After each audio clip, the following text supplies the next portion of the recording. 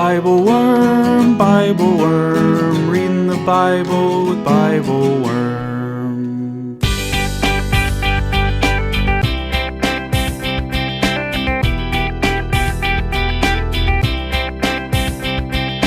Welcome to Bible Worm, getting to the core of the biblical text. I'm Dr. Amy Robertson, Director of Lifelong Learning and Music at Congregation Or Hadash in Sandy Springs, Georgia. And I'm Dr. Robert Williamson, Professor of Religious Studies at Hendrix College and Theologian in Residence of Canvas Community in Little Rock, Arkansas. We're here every week to discuss the biblical text, both as biblical scholars and as people of faith, one Jewish and one Christian. This week we're reading Isaiah chapter 9, verses 1 through 7, a gorgeous and well-known piece of poetry that imagines a shift from darkness to light, a shift from a time where the powers that be weigh down on your shoulders like a yoke, to a time when a new leader will emerge and take that weight upon his own shoulders.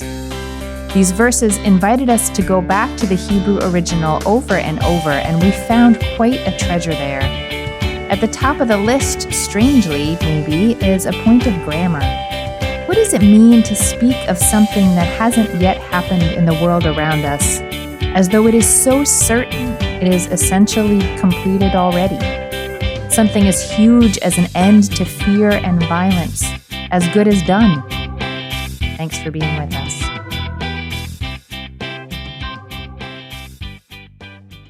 Hey, Bobby, it's good to see you. Hey, Amy, it's good to see you too. Amy, it is the most depressing of days here where I am. Oh. It is the days are short. There is rain this morning. It is like super dark here. Like it feels like it's the middle of the night. There's a little bit of lightning kind of around. It's very drippy. And so it's like especially drippy. Especially drippy. It just feels bleh like that. Oh. And so I just want you to know that that is the setting. Would it be helpful to you to have a great light? It would be so helpful to have a great light because I have been walking in darkness all day. And if I could see a great light, it would benefit me tremendously. Wonderful. Well, I will say down in Atlanta, we have a real lack of rain and gloom and a real preponderance of sun and dryness. Yeah. So I would argue that a balance between the two would be really great. But for the sake of our text today, you have given us a wonderful introduction. You know, I think the weather moves from here to there, and so it's possible that those who are walking in light will soon see a great darkness, and maybe that will. And maybe they'll be happy about it. I don't know. Yeah. Bobby, we are reading today from Isaiah chapter 9, verses 1 through 7. If you are reading from a translation that comes from the Hebrew text, most likely the JPS or NJPS, the verses are a little different. So it's actually the last verse of chapter 8, 8:23, going through 9, chapter 6. I have been keenly aware this fall about how many times there are versification differences. I feel like it's more, I mean, I'm sure it hasn't gotten any more than it was 4 years ago. I know. But it just feels like every week we're saying like, oh, we're off by a verse, or that 1 week we were off by a half chapter. 1 week it was a lot. Yes, it was quite a lot. But I don't think it's ever just like straight the same this fall. It's kind of interesting. I think we should do, okay, I don't actually know how this would work because I know really nothing about gambling or basketball. But you know those things where people do brackets, like... Oh, yeah. Somehow this should involve brackets, like to compete with like which versification do we think is better? Oh. And there should be brackets. I don't know. People only do this with like candy in my world, like which candy is which better. Which candy wins? Which versification tradition Which versification is wins? The better? I'm going to argue today that the Hebrew versification is better, but we don't actually need to debate that because that's not our purpose. That is not our purpose, but in fact, I would agree with you on this one. Okay, so let's start, Bobby, just by reading the sort of verse in question that in the Greek translations mostly used in the Christian community is included in this. Is 9:1, yeah. Is 9:1, yes, and in the Hebrew is 8:23. For if there were to be any break of day for that land that is in straits, Only the former king would have brought abasement to the land of Zebulun and the land of Naphtali, while the later one would have brought honor to the way of the sea, the other side of the Jordan, and Galilee of the nations. Yes. Yes! Yes. Can I read Robert Alter's text note for this verse? Please. He says, the translation of this verse candidly reflects the unintelligibility of the Hebrew. It's like Robert Alter, who's a genius of translation, is like, I have no idea what this verse is trying to say, and I'm just going to put some words down, and then you guys can go with words. it. Yeah. Mm-hmm. Yeah, right. So maybe, poetry's like that sometimes. We just really don't know what they're saying. But this seems like a different kind of not knowing what they're saying. Yeah, there must be some sort of transmission error between scribes or something is going on, because this verse is very unclear exactly what it is saying. And if it were I who was, say, reading this out loud in front of a group of people and was responsible for interpreting it, I would probably skip it.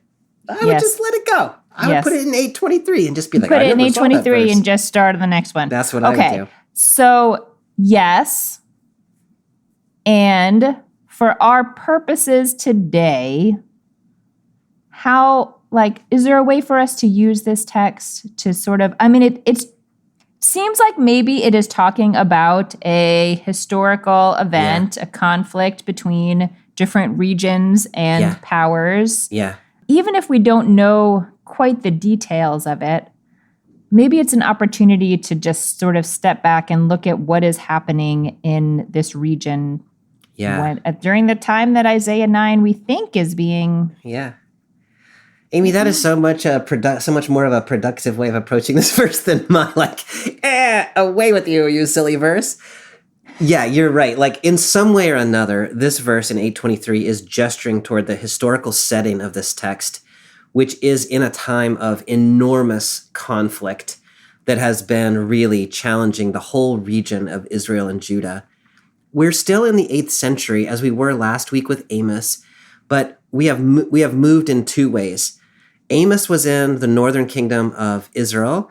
Isaiah, which we're reading this time, Isaiah ben Amoz, the 8th century prophet, is in the south, and he is a prophet who has some access to the king.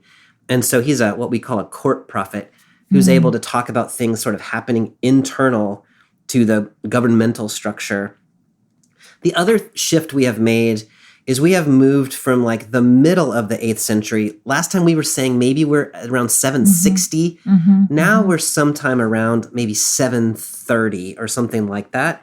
And a lot has happened in those 30 years. We were talking about last time that the reigns of Israel and Judah in the time of Amos, Jeroboam II had been on the throne in the north for 40 years and Uzziah in the south for 50 years, something like that. It was a time of great stability and thriving for those two kingdoms. In Isaiah chapter 6, we are told that his commission comes in the year that King Uzziah died. And so we are a couple chapters after that, sometime around maybe 730.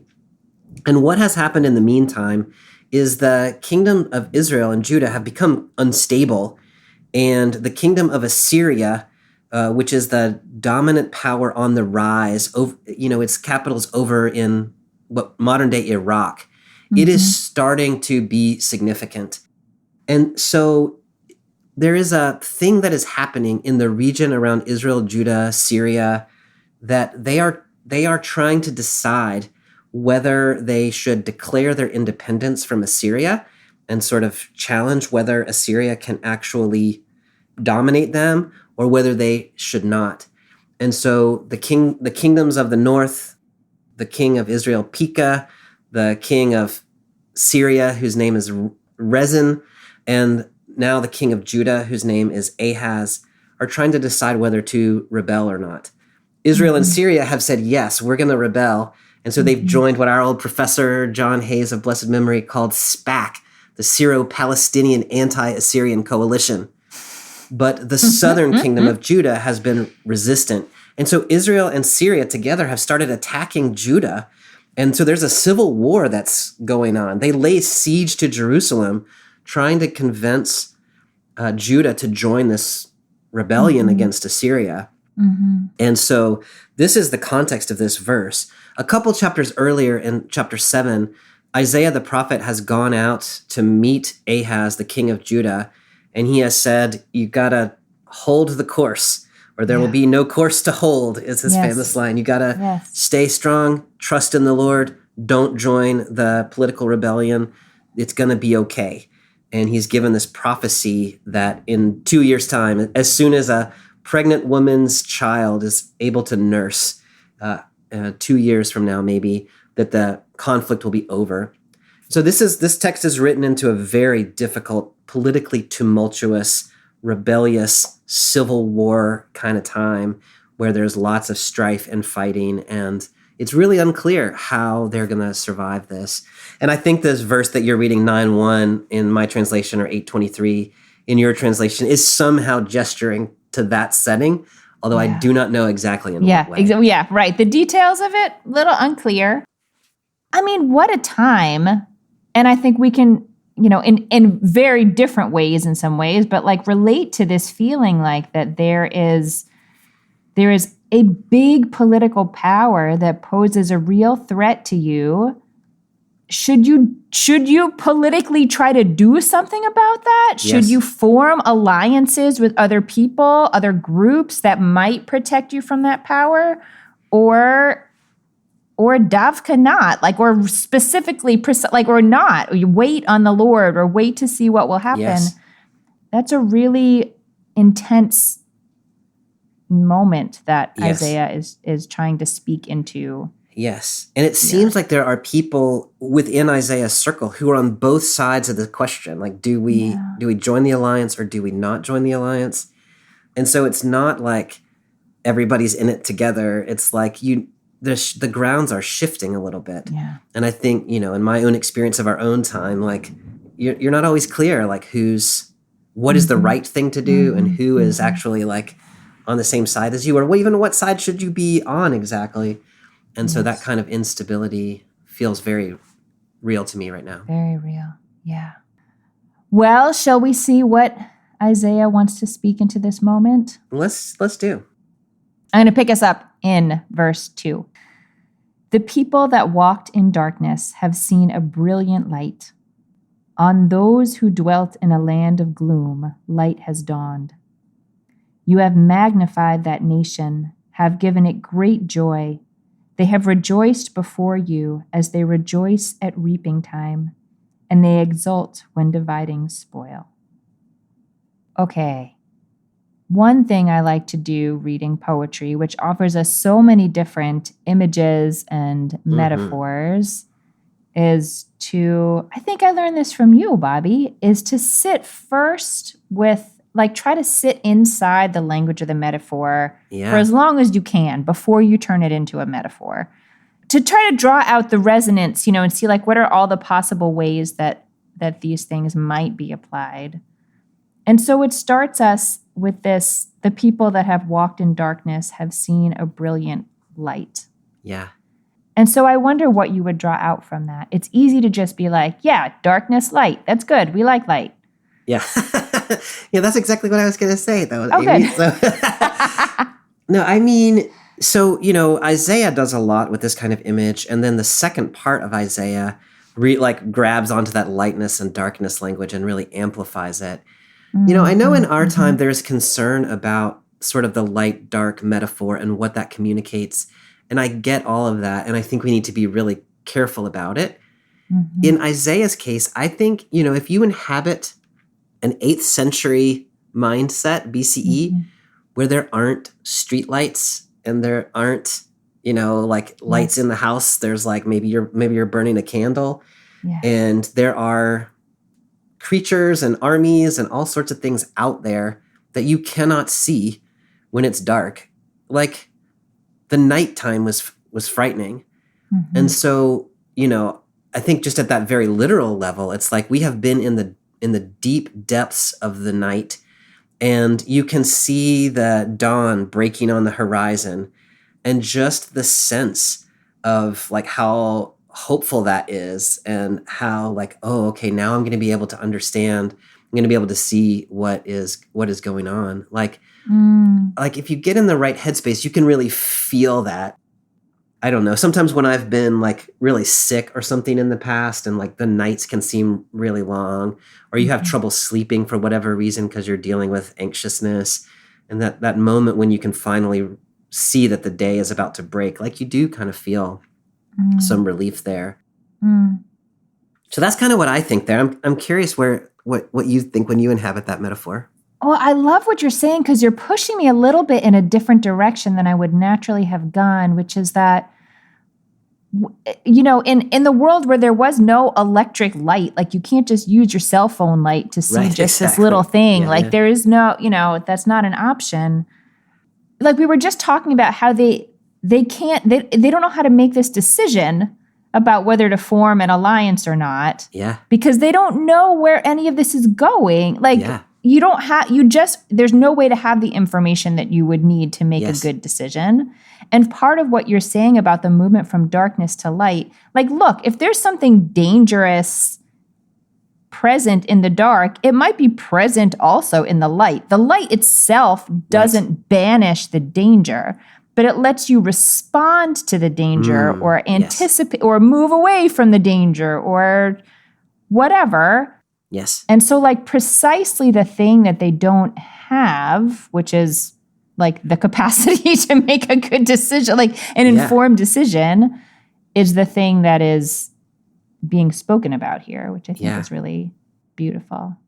One of the things that's interesting to me is you're sort of connecting this to their political situation and the inability to make decisions and the danger that lurks around every corner that you can't quite see. Yeah. It seems here like we are still in that moment, right? Like we have just come through in chapter 7, 8, and 9. We've been like in the midst of this political turmoil and the violence of the Civil War. And yet the poet is saying they have seen a great light. A light has dawned. And I can just imagine someone reading that and being like, no, it hasn't. Like, what are you talking about, man? So there's a degree of confidence that the prophet is speaking with, I think, that is like reaching forward to like it is already happening in your presence, y'all, but you don't know it yet. Is that how you read that? Yeah, it is so interesting to have this whole thing cast sort of in the past tense or the perfected tense. Yeah. Some people talk about a prophetic past, which is sort of like which I think, I don't know, tell me if you think about this differently, but it's sort of you are thinking into the future, but there's such certainty that this is what is going to happen that you can speak about it as though it's already happened. It's just you haven't reached it on the timeline yet. Yeah. Like you haven't lined up with it, but it is a certainty. Whereas usually we would say the future is not a certainty. Right. That's a really interesting like psychological space to try to hold here. Like there is a certainty in the future. We just have to get there. Yeah. Hebrew, as you well know, is not, especially ancient Hebrew, is not as interested in past and future as it is in perfected and incompleted action.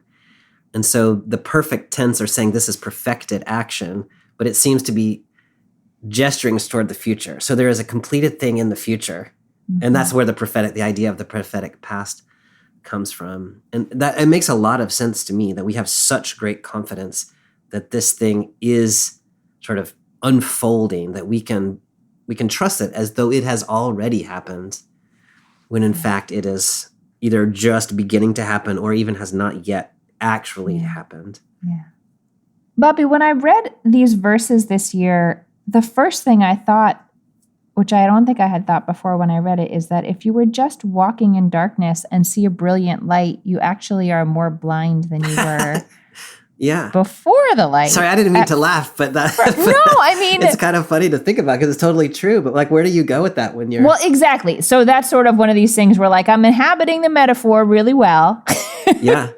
And then there may be some resonances that you're just like, that's not what they were going for. Because what I've been talking about is you're in the depths of the dawn and you see or you're in the depths of the night and you see the dawn breaking on the horizon, which is like a very gentle thing. But that's actually not what it says. It says there's a great light. It's like all of a sudden, Right. like, Someone boom, shines a light in your spotlight. eyes. Yeah. Yeah. Suddenly everything is illuminated. Right. And like and the first response of the human eye is sort of more shock and to be able to see less. And then it does adjust. That's so I don't interesting. know. Yeah. I just wonder if there's any sort of resonance in the world of like when you are coming from a big sort of period of insecurity and trauma and the proverbial light does dawn, there is a moment of, I don't know, like resistance or like real inability to see or accept what is happening. Yeah, I mean, your instinct when that happens is to shade your eyes or close your eyes or like turn your back. Yeah. And I like that idea that the thing that is coming into the world that's going to make all the difference it's not easy and gentle and like doesn't just like step you into the new thing. It's like it's a shocking moment that you might actually turn away from as it happens. I think I don't quite know where to land that yet, but I really like that idea. I have one other question about the first verse. Yeah. What is your translation for, in mine it is, those who have dwelt in a land of gloom? The CEB has on those living in a pitch dark land. Oh, Robert Alter's translation has those dwelling in the land of death's shadow. So I was going to say, like, this is Salmavet. Like, this is... Oh, yeah. This is like the, you know, though I walk in the valley of the shadow of death. Like, this is that word. Yeah, from Psalm 23. From Psalm 23, yes. And so I didn't know how much of that to sort of pull in. You know, it's a poetic question, like how parallel are these things supposed to be, or is the second one kind of taking us a little further? Do you have an opinion on that? Do you like just gloom and darkness, or do you want to get death in you know there? me. No, I mean, yeah, like I think the argument from Psalm 23 anyway is Salmavet, which literally is shadow of death, is a way of trying to talk about it's a superlative, like the shadowiest shadow that you can imagine. And so maybe this is what this is trying to do. But I really, I love that translation in Psalm 23, those who walk through the valley of the shadow of death, feels so much more rich to me than those who walk through a really dark valley, you know? And I sort of think the same thing here, like whether it's like grammatically more correct or not, it is richer to me to say those living in the shadow of death. That just gives me chills. And it does, I think, start to shift us from the we're just talking about light and dark. Yes. To the wider resonance of that metaphor here. Yeah, and I mean, in the time of Isaiah, there really was, death all around, and there was a siege of Jerusalem, and there were people fighting, like internal fighting, and the threat of Assyria on the horizon. And so they really were not just in a gloomy time, but very much in death's shadow. Bobby, usually I think about prophecy as being spoken, like you are relaying the word of God to some group of people. Yeah. This next verse is addressed to the second person. You have magnified that nation, have given it great joy. This does not seem like Isaiah is speaking the word of God to the people. It seems like Isaiah is speaking to God, doesn't it? It does, like almost to God on behalf of the people, or maybe just to God on his own behalf. But it is certainly a praising of the deity. That's the only way I know how to read that. So what is this, a psalm? What's happening? Yeah, I mean, it is really notable. I think Isaiah maybe doesn't feel particularly confined by the genre conventions of prophecy. And so this what? This is what needs to be said. And so he's going to say it without thinking about whether it fits the form. But it is interesting that in a prophetic text, he is addressing the deity. He's been talking about the people in the third person, and now he's addressing God in the second person. And so we, as I assume the people, are just overhearing this whole thing. Oh, here's the thing that is true about you that you do not yet know. Yes. And then now giving thanks to God for it on our behalf. Yes. And in the meantime, I'm thinking wait a second, it's still kind of dark outside, Yeah. That's so interesting, because then that makes me question whether, sort of, I don't know, like the setting in life of this kind of thing. Like, do we imagine that people are hearing these words from Isaiah? Or it almost now is me thinking about Isaiah, like being able to envision what will happen, and just, I don't know, like is this a public announcement, or is this Isaiah's realization and reflection to the divine? I mean, I don't imagine that there's I don't expect you to be able to tell me exactly what's happening, but... Well, it's going to shift in verse 6, to like an us. And so the people are going to get pulled in here in a minute. I guess it could still be a private thing, but I'm sort of reading this as Isaiah is seeing things that the people are not yet able to see.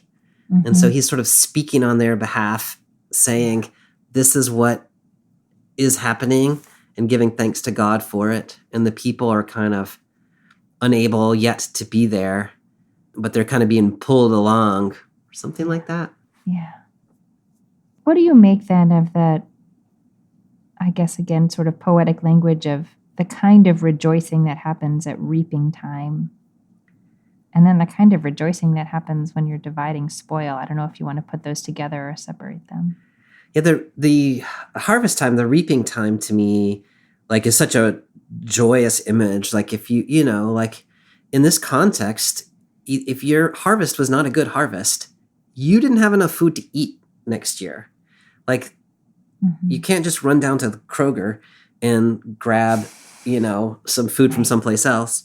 Right. And so, like, I have never lived in that kind of context myself, but I can just imagine that when you gather in the harvest and you store it in the barns and you think our life is secure for another year, like, that rejoicing must be not just like enormous rejoicing, but like deep and heartfelt, and like gratitude for life that is possible. Yeah. The dividing of plunder. I mean, I don't love militaristic images. And so, like, I think what is happening here is the enemy has been defeated, and we have taken or the people have taken all the riches that the army had, and we're dividing it up among ourselves. It's like, that is also a great rejoicing. Like, the people who have been threatening you, A, are no longer a threat, and B, like, you have now enriched yourselves by what was a threat to you is now like to your benefit. Yeah. And so, I mean, that would also be a tremendous rejoicing. Yeah. I'm a little, like, I sit less comfortably with that military image. Yeah. Where are you when thinking about those two kinds of rejoicing? I mean, I think the harvest image, yes, I am very much aligned with you. And, it's interesting to think about a harvest, because it's something that, it's not like it happens suddenly. Like, you've been working the whole season on what is within your power to do to make this food grow, and are also aware that, like, any number of things could happen. Yes. Like, you have a bunch of locusts come through and it's the end. You don't have you don't have it. And so, we were talking before about Isaiah speaking in the prophetic past as sort of like something that hasn't happened yet, but like you finally know it's going to happen. Like, it's that kind of security that they're looking for. And the moment of harvest is like a moment of security, as you're saying. Dividing spoil, is harder. I guess we could say it feels less like security to me and more like I don't know, a windfall, like just the things that you get. Again, yes, I'm very uncomfortable with that militaristic image that it comes with, but I'm trying to imagine what it would be like to think of it as an inheritance. I don't know how to think of it, but like as things that came that maybe weren't anticipated and that you didn't work. Well, I guess I don't know. It's so sticky with the militaristic image. There is this idea there that you were afraid while the militaristic invasion was going on that you were going to lose what you already had. Yeah. And so there would have been an enormous anxiety that, like, maybe you're going to lose your freedom or lose your life. Yeah. And then suddenly, not only did you not lose those things, but you actually are better off than you would have been. Yes. And so this thing that looks like it's all to the bad, it's all scary, suddenly produces some benefit to you. Yeah. So it's the twin rejoicing of I am no longer under threat, and I am more secure than I was, or I would have been even. Hi everyone, it's Bobby here. I want to let you know about a new book that I have coming out on November 11th called Reading the Bible with Brueggemann, Scripture's Power to Remake the World. You've heard me talk about Brueggemann many times on the podcast, as he was so formative for my own reading of the Bible as a source of an alternative imagination that empowers people of faith to become a community of justice in resistance to the military consumerism of the dominant culture. In this book, I offer an introduction to 9 of Brueggemann's most important works, offering pastors and people of faith access to one of the greatest theologians of the past 50 years. I hope you'll check it out. The book is Reading the Bible with Brueggemann, available for pre-order now from Abilene Christian University Press or wherever you buy books. And now, back to this week's episode.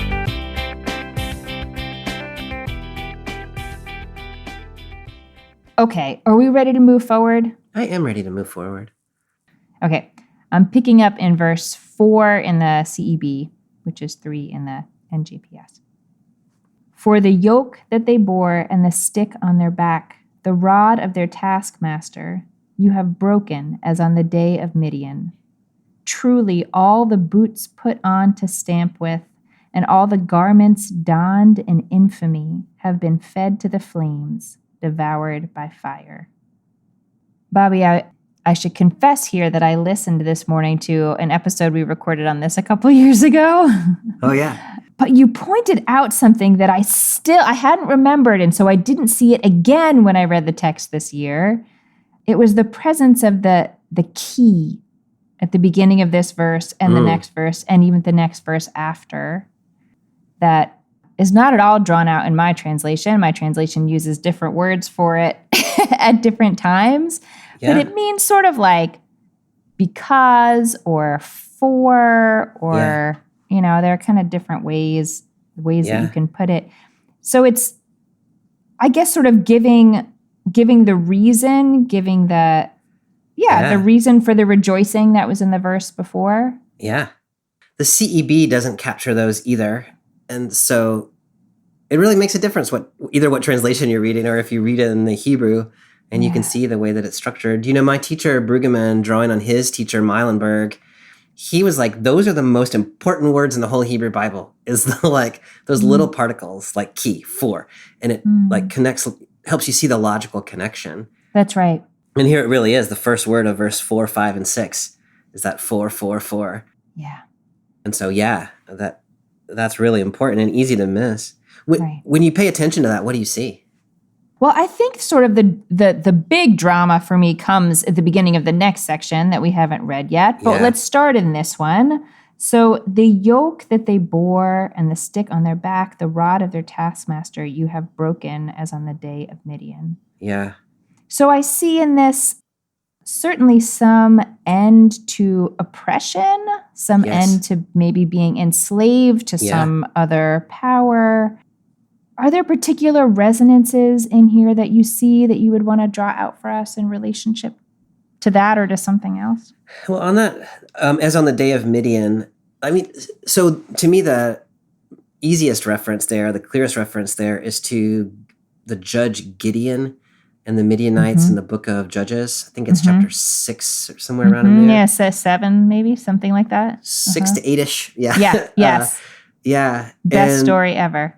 That the whole book of Judges is this sort of periodic, cyclical story in which the Israelites become oppressed by somebody, they suffer under oppression, God raises up a judge, and then they throw off their oppressor, they follow the Lord, everything's great for 40 years, and then around they go.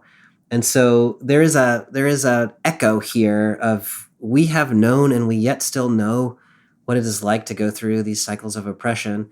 And just like on the day that Gideon defeated the Midianites in that sort of amazing way that he does, this is that kind of moment where the yoke that is now oppressing us and the rod that is now beating us Mm-hmm. has been removed. Mm-hmm.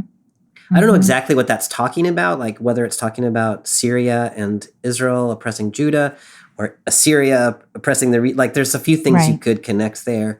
But this idea that, now we know that the walking in darkness at some level has involved being oppressed. And so the rejoicing emerges from the relief of that oppression.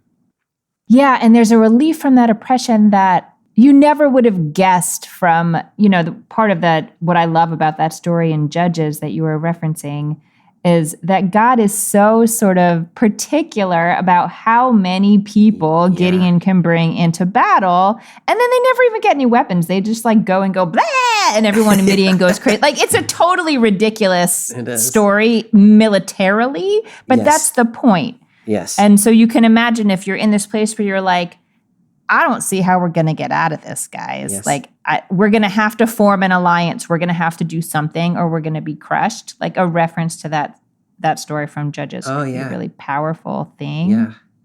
So that's a story where Gideon starts out with an enormous army and God's like, nope, too many. And then they winnow it down and then they winnow it down. And he goes into battle with like a few hundred people. A few hundred people.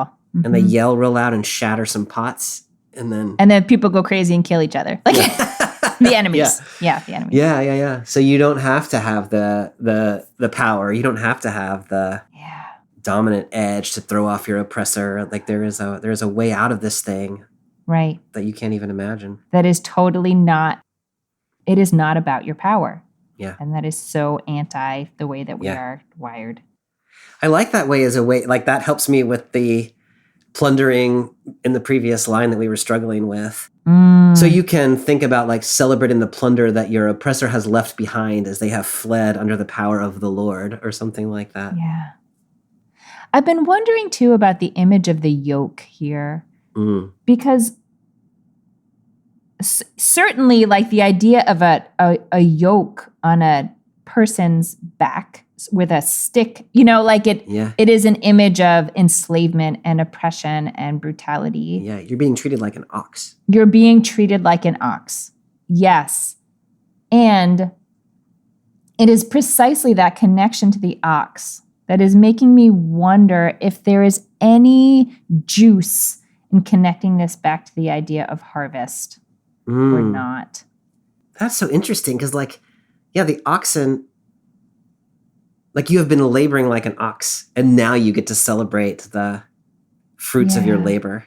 Yeah. Whereas you didn't think you were going to get to celebrate. You thought you were going to have to give the fruits of your labor to somebody else for their celebration. Yeah. And what it would be like to be in a world where, I'm almost thinking back to like Garden of Eden where, you are going to have to work hard. You're going to have to work the soil and it's going to be hard. Yeah. And then to imagine a world in which the yoke is removed. Yeah. Yeah, that's really Olam Haba. And then we get this image in the next verse of boots and garments donned in infamy that will be fed to the flames. So both the CEB and Robert Alter have that donned in infamy line. They both have cloaks soaked in blood. Which to me is a much clearer image than donned in infamy. And I think it fits the Hebrew better. Or it fits the Hebrew perfectly well. Yeah. So now what you've got is the clothing of the soldiers who have been, an occupying force. And they have left behind their military garb. They've left behind their boots and their bloody clothes. This is, so in a sense, this is like plunder, but it's not very good plunder. It's like stinky boots and bloody shirts. But you're burning it in the fire, which to me has both the we're erasing it from our presence. We're not keeping this stuff around. We don't need the boots and the blood any longer. What do you do with that image of the boots and the cloaks? No, I really like that, Bobby. And for some reason, I feel particularly sensitive to the image of these boots in a way that I think is fruitful, although also a little strange. Like as boots to stamp with, like this way to sort of desensitize your body from the violence that it is doing. And, like we live in a time now where, I was going to say for better or for worse, but it is definitely for worse. We can commit all kinds of terrible violence without even being in proximity to the people that we are harming. At this time in history, you were pretty close to the people that you were harming. So the image of boots just feels so like the violence of a boot on a body feels so distressing to me. Yeah. And the idea of we are putting that away. Like you would literally have blood on your clothing. We're getting like that is over. That chapter is over. We're putting it in the fire. I don't know. It's really moving to me. I love that image, Amy.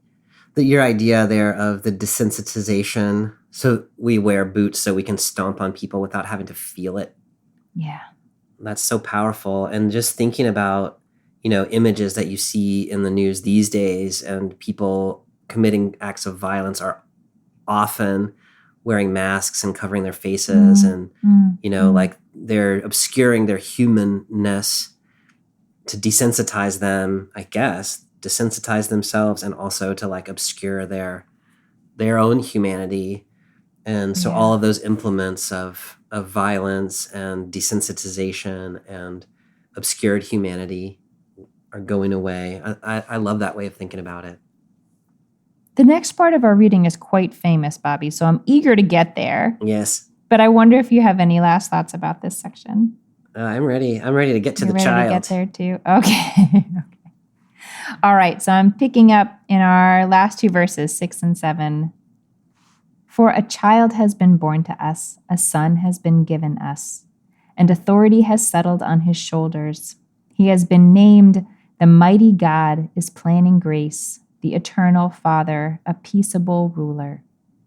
In token of abundant authority and of peace without limit, upon David's throne and kingdom, that it may be firmly established in justice and in equity, now and evermore.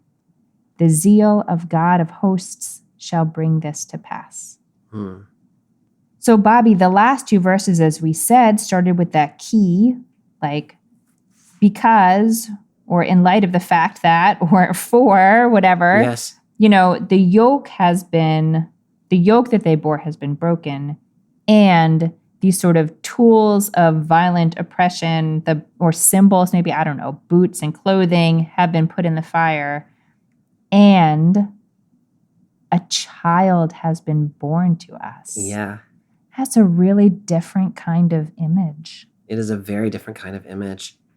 And I love the way you're connecting that back to why are they rejoicing so much like it's at the harvest? Well, because of these three things. And so this child, even though we're a couple verses later now, is a reason for the rejoicing, the birth of this child. So how is this kind of, I don't know, relief or source of rejoicing similar or different than what you imagine they would have felt with the other two keys? The breaking of the yoke and the taking off the clothes of war. This child being born nobody's entirely sure what Isaiah is talking about there. In a Christian context, this, of course, is quite famously attributed to Jesus. Mm-hmm. Most often in a historical context, people have attributed this to the birth of the great king Hezekiah, who is one of the sort of two kings after David who are remembered unswervingly in positive terms in the Hebrew scripture. But here he's a little baby. And so like that birth of a human who is, these other things feel like, okay, that thing has been done. But how do we know that the world is going to be stable? And to me, this is how you know that the world is going to be stable, is that there is a human person who is coming into the world who is going to have authority and who is going to establish justice and righteousness in an enduring way. And so it's not just that the immediate threat is over. It's also that there is leadership, there is authority that is going to sustain that. And it's just, and he's just a little kid. So there's like a long-term There's a long-term hope, maybe. Yeah. What do you do with that image of Yeah. son, child? Yeah. You know, we talked, I don't know, earlier in the season at some point about when the Israelites were just leaving Egypt, sort of the difference between moving away from something that was bad and moving toward something that is good. They're both good. We want to do both of those things. But I feel like the move towards a child has been born gives that second element. Like now there's something that's propelling us forward for something. And it's making me think too about this sort of prophetic past that like, it is looking into the future, but there's something certain about it. Like it's this combination of like potential and like something actual and real in the world that you're sure about, that I don't know what would capture it besides a child. You know, one of the things that is occurring to me as a sort of a repeated theme in this fall's texts is that often these sort of moments of emerging out of one situation into another better situation has involved a generational shift. And so here we have a child being born, and that's the hope. With David, we had the little boy out in the field. He's the one. We had Samuel, who was, you know, a young boy in the temple, who we're going to have to get rid of the current leadership, and then here's the future. And so we've sort of had this sort of, the hope is in a generational shift from the ones who have been to the ones who are about to be. I'm just noticing that as a theme that's kind of emerging here. It's another thing that might be missed if we're reading translations, although maybe yours is more precise about it than mine.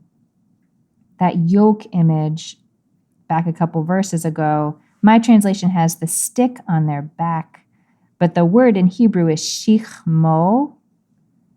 And then that is the same word here, that is where the authority has been settled on this baby.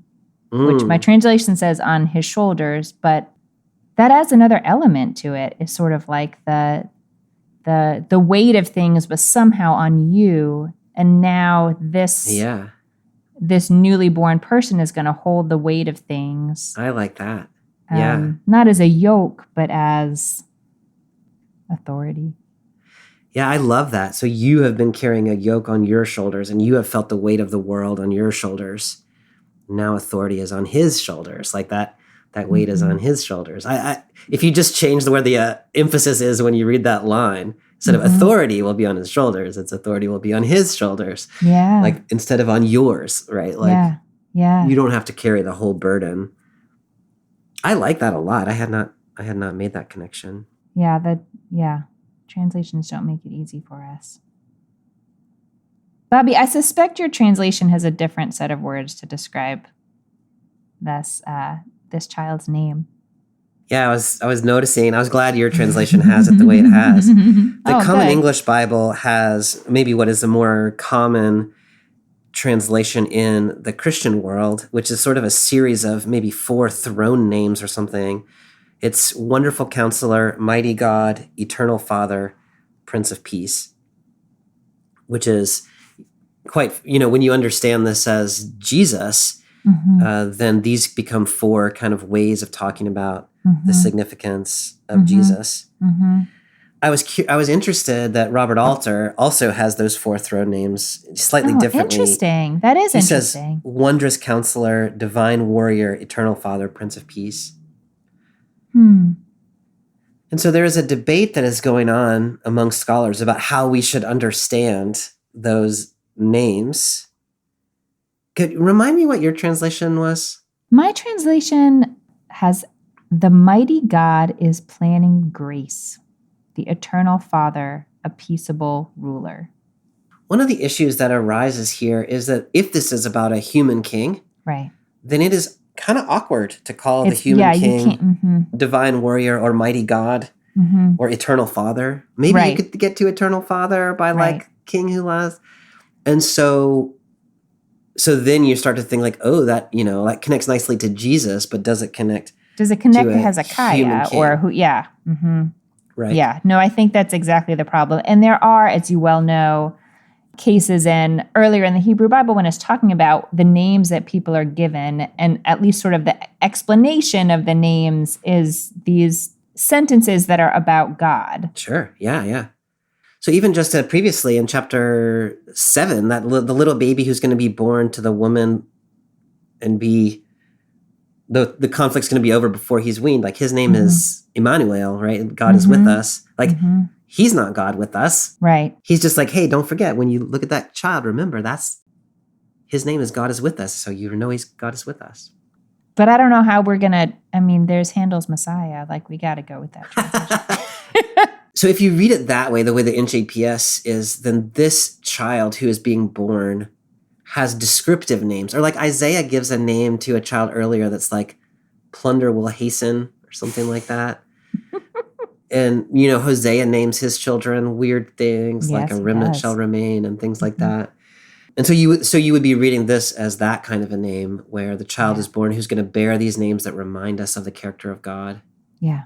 But they're not about the child. They're not about the child. Itself. They're about God. Yeah. Mm-hmm. I'm curious if it is about the child. Let's just take those 4 names. Mm-hmm. The CEB has them as Wonderful Counselor, Mighty God, Eternal Father, Prince of Peace. Or if you read it your way, or if you read it the way your translation does, that God is a Wonderful Counselor, or the Eternal Father is the Prince of Peace. Mm-hmm. Like those are significant claims. Yeah. What stands out to you in those descriptions?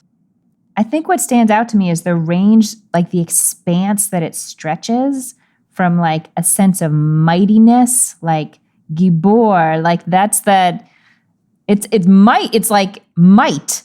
Yeah. And then this sense of peace and grace or, counselor or something sort of in that world. And then eternity, like it is an incredibly grand set of appellations for this deity. Yeah. What stands out to you? No, I'm thinking along similar lines. I think like the range, like one characteristic is they give wise counsel, or at least that's how I'm sort of reading that. One is like powerful, mighty warrior, or mighty God, or a divine warrior, you might translate it. One is about like familial relationships, like a father, an unending father. Mm-hmm. And then all of it adds up to peace. And so you've got these characteristics. And even the mighty warrior seems to be sort of, it's connected to Prince of Peace. And so you've got this kind of range of ways of thinking about this, either this person or about this God in all aspects, not just mighty, but also counselor, also familial and oriented toward peace. And when you come from this kind of background that we're in, like Prince of Peace, maybe this is true in all times and places, but Prince of Peace is like the thing you want, at least for me, the thing that I want most is like somebody who can establish peace. And then we get this language about justice and righteousness established and sustained forever. Like, yes, like sign me up for that. Yeah, right. Sign whether it's God or Hezekiah or Jesus, like whoever's doing that, like let's do that. Yeah, of all the keys, they were definitely leading up to this one as this is a reason to rejoice.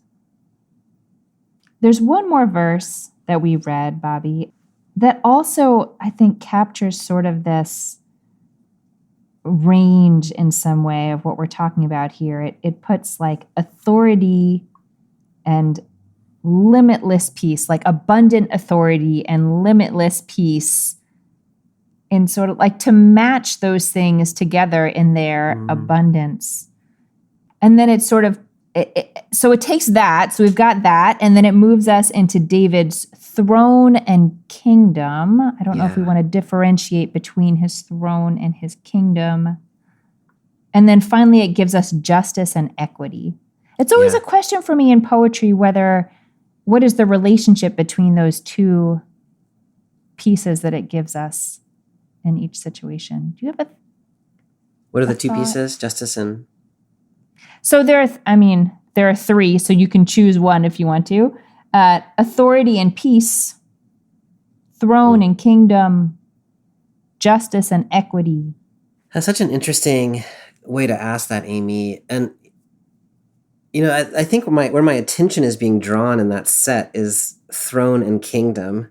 Mm-hmm, mm-hmm, mm-hmm. The message here seems to be that having a just leader whose throne, so his rule is secure, is the key to having endless peace and justice and righteousness now and forever.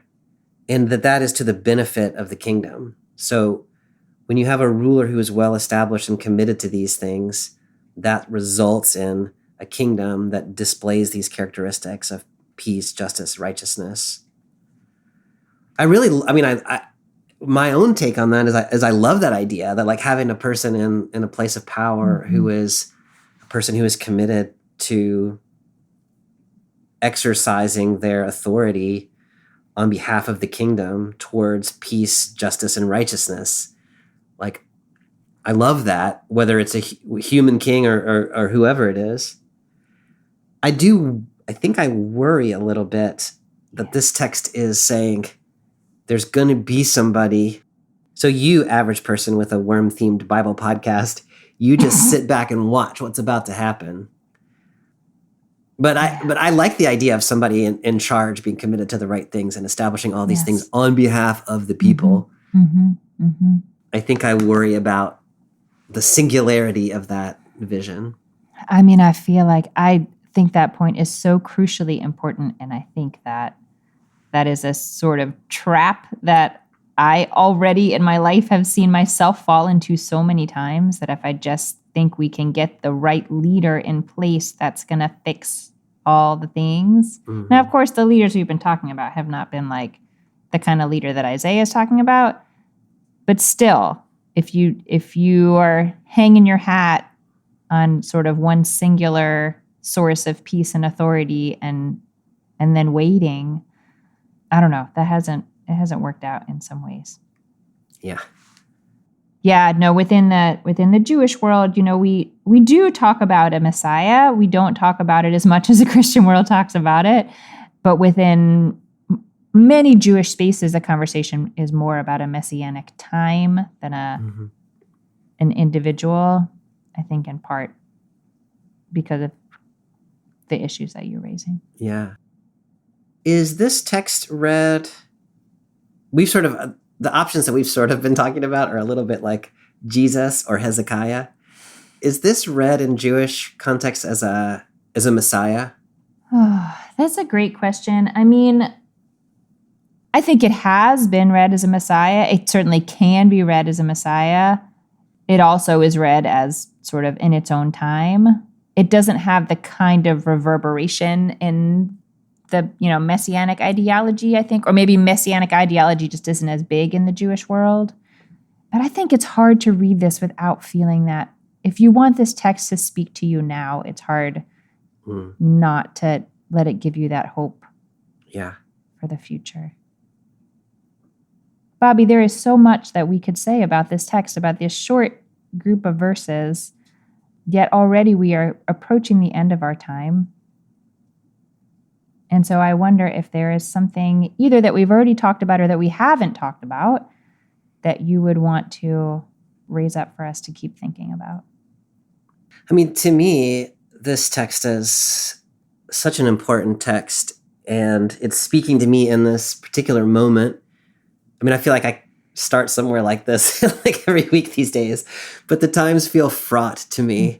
And this notion of like people walking in darkness, and it seems like I do not know what is happening in the world, and it seems frightening, and I don't know what's lurking around the corner.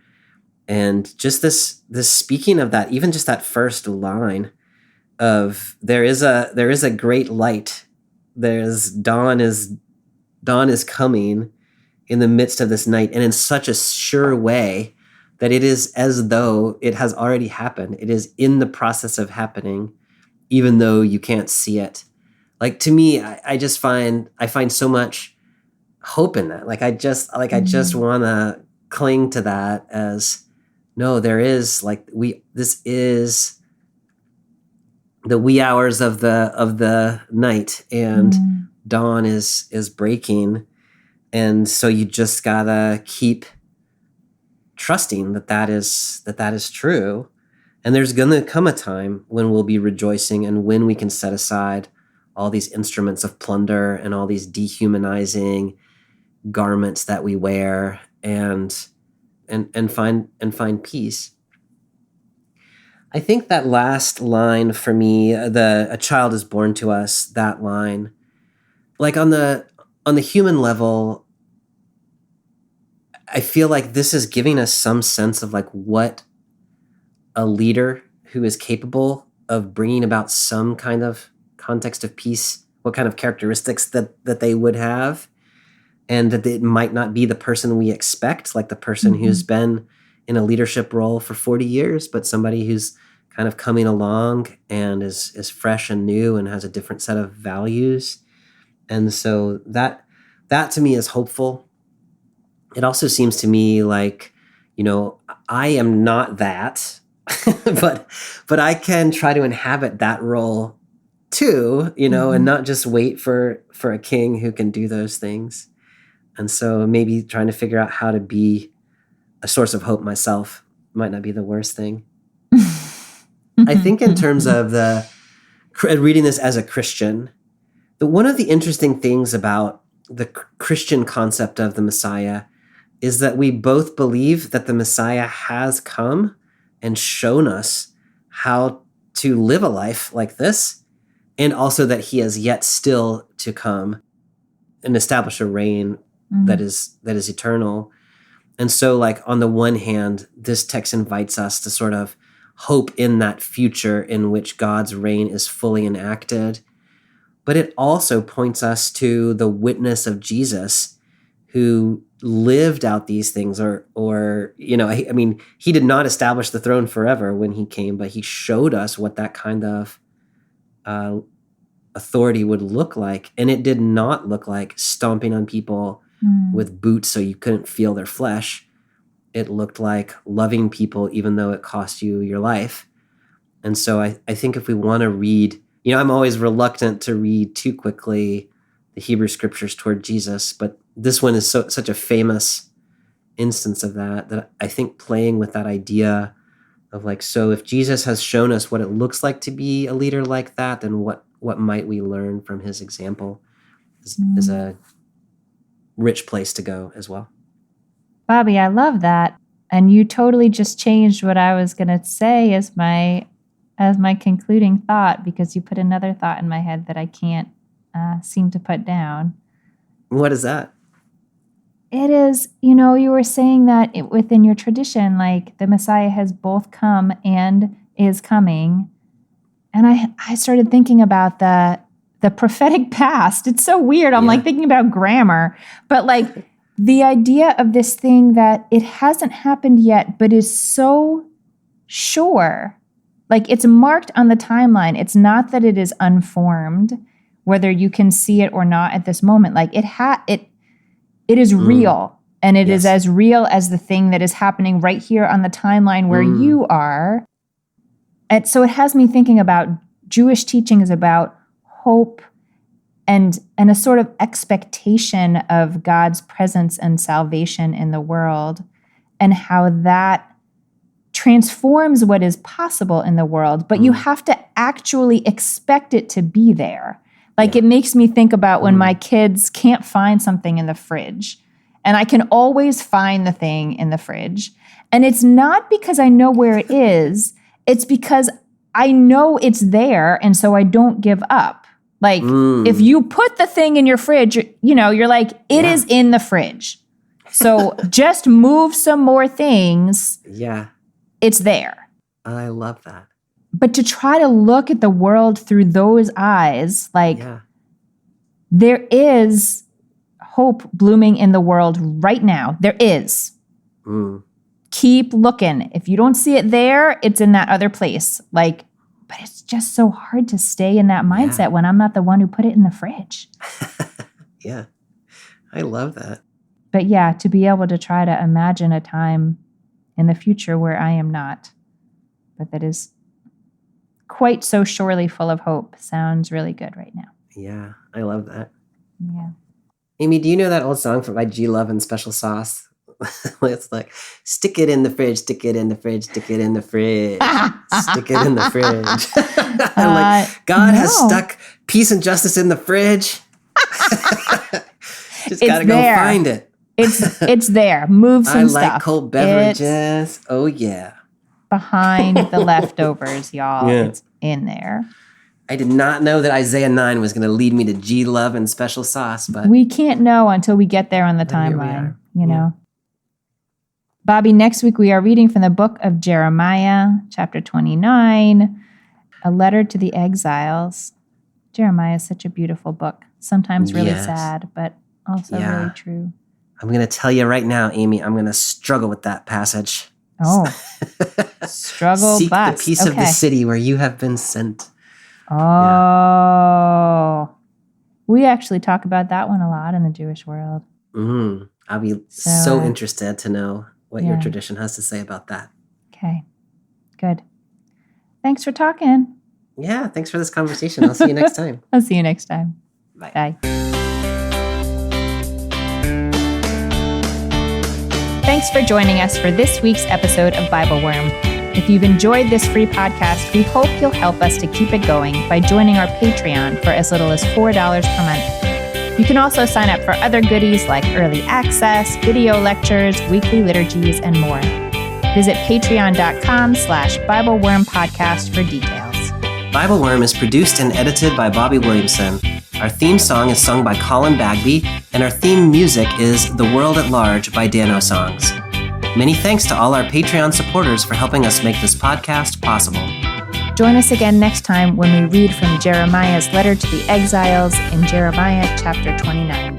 Until then, keep on digging.